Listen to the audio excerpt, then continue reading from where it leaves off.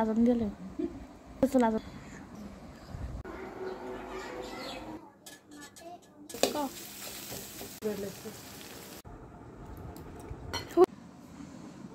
আসসালামু আলাইকুম সবাইকে। কি অবস্থা সবার? আশা করছি সবাই অনেক বেশি ভালো আছেন।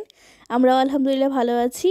দেখতে দেখতে রমজান মাসটা কত তাড়াতাড়ি না চলে যাচ্ছে। মনে হলো যে সেদিন আমি ফার্স্ট ব্লগ আপলোড করেছিলাম রমাদানের, আর আজকে প্রায় 13 রমজান হয়ে গেছে। যাই হোক, সময় সময় মতো চলতেই থাকে। আজকে হচ্ছে বৃহস্পতিবার, আর বাইরে আজকে এত সুন্দর বাতাস ছিল, সাথে পূর্ণিমার চাঁদ, খুবই ভালো লাগছিল। তাই আমি আর আমার ভাই একটু বাইরে হাঁটছিলাম, খুবই সুন্দর বাতাস ছিল, খুবই ভালো লাগছিল। বাসায় এসে দেখি আম্মু সারির জন্য আজকে হচ্ছে মুরগির মাংস রান্না করেছিল। আর এখন হচ্ছে সেহরির সময়, আমি হচ্ছে ভাত নিয়ে নিয়েছি খাওয়ার জন্য।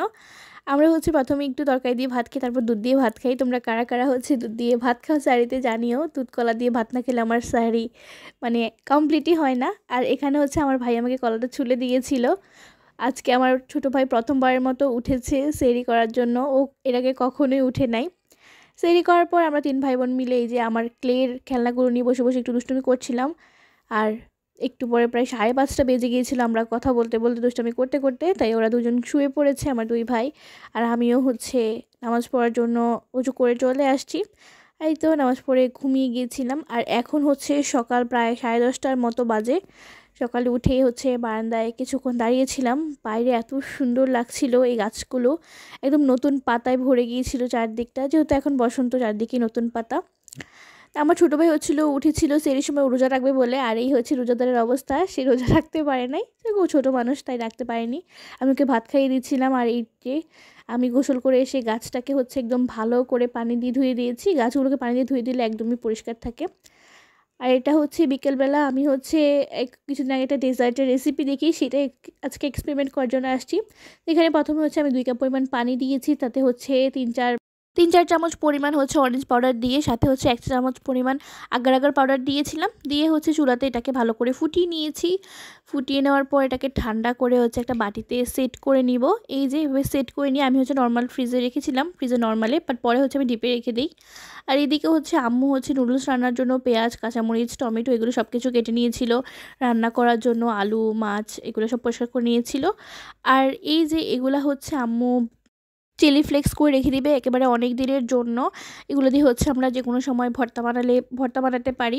তারপর আলু চোপেও হচ্ছে ব্যবহার করি আমরা হচ্ছে এই চিলি ফ্লেক্সটা। তা আম্মু হচ্ছে এরকম বানিয়ে রেখে দেয়, আবার 1 সপ্তাহ বা অনেক দিনও চলে যায় এগুলো। তারপর আম্মু নুডলস রান্না করবে, তাই আমি হচ্ছে এখানে নুডলসের প্যাকেট থেকে সবগুলো নুডলস কেটে নিয়ে নিয়েছিলাম। তারপরে হচ্ছে সিদ্ধ করে নিয়েছি নুডলসগুলো, আর আম্মু এই যে নুডলস রান্নাও করে নিচ্ছে। প্রথমে ডিম 2টা হচ্ছে এখানে স্ক্রাম্বল করে নিচ্ছে। প্রথমে স্ক্রাম্বল করে নিলে কি হয়, এটা একদম কামড়ে কামড়ে পড়ে, পরে যখন দেওয়া হয় নুডলসে অ্যাড করা হয় ডিমটা। তারপর এই তো আম্মু একদম শর্টকাটে হচ্ছে আজকে রান্না করবে, তাই তেলের মধ্যে হচ্ছে পেঁয়াজ দিয়ে দিয়েছে, লবণ, ধনিয়ার গুঁড়ো, সামান্য একটু জিরে গুঁড়ো দিয়ে এটাকে নেড়ে ছেড়ে একটু ভেজে নিয়ে তারপর হচ্ছে টমেটো, কাঁচামরিচ দিয়েছে, তাতে একটু সয়া সস আর একটু সসও দিয়েছে, টমেটো সস। এই যে সামান্য পরিমাণ একটু টমেটো সস দিয়েছে, যেহেতু টমেটো দিয়েছে তাই বেশি টমেটো সস দেওয়া হয়নি। এই তো নেড়ে চেড়ে মিশিয়ে তারপর হচ্ছে ডিমগুলো দেওয়া হয়েছে, আর ডিমগুলো দেখো একদম আস্তে আস্তে রয়ে গেছে। এই তো ডিমগুলো দিয়ে নেড়ে চেড়ে মিশিয়ে 2 প্যাকেট হচ্ছে নুডলসের মশলা আগে দিয়ে দিয়েছে, আর 2 প্যাকেট হচ্ছে পরে অ্যাড করবে। এই যে কি সুন্দর লাগছে এই মিশ্রণটা। তারপর এই যে নুডলসটাও দিয়ে দিল, নুডলসটা দিয়ে এখন ভালোভাবে মিশিয়ে নিবে। নুডলসটা আমার কি পরিমাণ পছন্দ, আমি একদম একটা নুডলস খোর। আই থিঙ্ক সবাই নুডলস অনেক বেশি পছন্দ করে। এই যে নেড়ে চেড়ে মিশিয়ে দিবে, একদমই ইজি ওয়েতে রান্না করেছে, আর নুডলসটা খেতেও অনেক মজা হয়েছিল। আজকে যেহেতু বাবা বাসায় ছিল না, তাই আম্মু হচ্ছে নুডলস করেছিল ইফতারে। বাবার অফিসে হচ্ছে ইফতারের দাওয়াত ছিল, সেখানে গিয়েছিল বাবা। আর এই যে আমি যে ডেজার্টটা বসিয়েছিলাম অরেঞ্জ পাউডার দিয়ে, সেটা হচ্ছে জমে গেছে, তো আমি এগুলোকে কেটে নিয়েছি, আর খুব সুন্দর দেখো জেলির কিউব হয়েছে। যাই হোক, তারপর আমি হচ্ছে এখানে আড়ং ডেইরির দুধ নিয়ে নিয়েছি।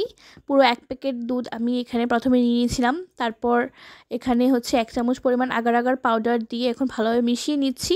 তাও সেম প্রসেসে হচ্ছে এটাকে ভালোভাবে জাল দিয়ে নিয়েছি একটু ফুটে আসা পর্যন্ত। আর এখানে হচ্ছে চিনি অ্যাড করতে হবে, আমি প্রথমে চিনি অ্যাড করতে ভুলে গিয়েছি, আজকে আমি যা গন্ডগোল করেছি রেসিপিটাতে। তো তোমরা হচ্ছে চিনি অ্যাড করে নিবা তোমরা যদি বানাও। এই যে তারপর আমি এখন ঠান্ডা করে নিয়ে এটা মিশ্রণটা ঢেলে দিয়েছি। তারপরে আমি আবারও দুধ গরম করে চিনি দিয়ে আবারও এটা বসিয়েছি এই যে ডিপ ফ্রিজে। যাই হোক, এই সব কিছু শেষ করে এই যে আমাদের ইফতার রেডি। আজকে হচ্ছে একদমই সিম্পল ইফতার ছিল। যাই হোক আজান দিয়ে দিয়েছে, এখন হচ্ছে আমরা ইফতার করে নিচ্ছি আলহামদুলিল্লাহ। দেখতে দেখতে কতগুলো রোজা শেষ হয়ে গেল, কীভাবে যেন দিনগুলো চলে গেল। যাই হোক সব কিছুর জন্য আলহামদুলিল্লাহ। আর এই যে নুডলসটা আমি খাচ্ছি, সাথে তরমুজও খাচ্ছিলাম, নুডলসটা খুবই মজা হয়েছিল। আমি উপর দিয়ে একটু শসা দিয়ে খাচ্ছিলাম। আর এখন হচ্ছে প্রায় 9টার মতো বাজে, আমি হচ্ছে ডেজার্টটা নামিয়ে নিয়েছি। এই তো নামিয়ে নেওয়ার পর এটা একটু ভেঙে গেছে, কারণ আমি আসলে এটা ঠিকভাবে বসাতে পারিনি। আমার ভুল হয়েছিল, কারণ আমি চিনি দিতে ভুলে গিয়েছিলাম, অনেক মিস্টেক হয়েছিল। বাট ওভারঅল এটা আমার কাছে মোটামুটি লেগেছে, যদি ভালোভাবে বানাতে পারতাম আরও ভালো হতো। যাই হোক প্রথমবার ট্রাই করেছি। আর বাবা হচ্ছে আসার সময় পায়েস এনেছে, খালামণি হচ্ছে আমাদের জন্য পায়েস পাঠিয়েছিল, আমার বড় খালামণি। আর আসার সময় হচ্ছে মোরগ পোলাও নিয়ে এসেছিল আমার ভাইদের জন্য। এই তো আর পায়েসটা খুবই মজা হয়েছিল, আমরা খেয়েছিলাম। যাই হোক আজকের ব্লগ এ পর্যন্তই। আশা করি ব্লগটা সবার কাছে অনেক ভালো লেগেছে। ভালো লাগলে অবশ্যই আমার চ্যানেলটাকে সাবস্ক্রাইব করে দিবেন। আল্লাহ হাফেজ।